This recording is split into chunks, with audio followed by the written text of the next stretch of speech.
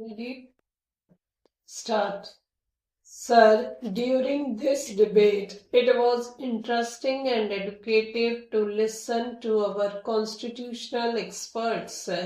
I must say that it seems to me that the question issue is not merely a legal or a constitutional one. The constitutional amendments which we have introduced contain and reflect the urges of our people. For some time there has been a deliberate inflation of fears which to me seem to be unreal. A controversy has been generated as regards the supremacy of Parliament against the supremacy of the Constitution, as if these two were distinct concepts, mutually exclusive and even perhaps opposite. Those who describe the issue in this manner conveniently forget that our Constitution was drafted on the fundamental assumption that our people have firm faith in the principle of democracy. This faith in our people reflects in our Constitution. Several honourable members have spoken of the confrontation between Parliament and the judiciary. There need not be a confrontation, and I think that to create an atmosphere of confrontation does not do us much good. I do not think that there is any real confrontation either, because each institution has its assigned place and role.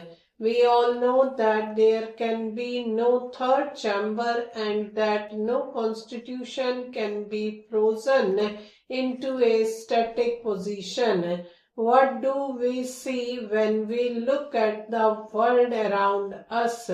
It would not take us long to discover that many an institution has collapsed, many a constitution has been scrapped because it ceased to be an effective instrument for orderly change. That our constitution and our democratic institutions have survived when all round us there is a climate of tension and violence is a tribute to the faith of our people in democratic ideals and also to the flexibility and responsiveness of our constitution and our political institutions to the urges of our people. While introducing this bill, my colleague spoke of the arguments of those who opposed this bill as being based on fear and nervousness. I should like to dispel that fear and nervousness in the minds of our minorities insofar as their rights are concerned. I believe that protection to them can be guaranteed only by this Parliament. Mere constitutional devices cannot give guarantee. History is full of examples of constitutions being overthrown or frustrated. Therefore, a wider and deeper democracy is a more durable guarantee of the rights of our minorities. My endeavour has not been to defeat parties, but to educate the public and strengthen the public so that they themselves will not permit any curtailment of their rights. The protection of the rights of the minorities can be ensured only when the majority itself is convinced that its well-being and progress is linked with a sense of security amongst the minority communities. In the ultimate analysis, it is only a sensitive and strong public opinion which can give real protection to the minorities. The major premises of democracy is the will of the people as expressed through parliament. As my honorable friend said in his excellent speech, if our democracy had gone violent and had become an instrument of oppression, it would have failed and something else would have taken its place. If such anarchy were to take place in our country, holding the constitution against the floods, waters of right reaction or of violent revolution would not divert the tide. There is an unending attempt by vested interests to divide the people and to mislead the minorities.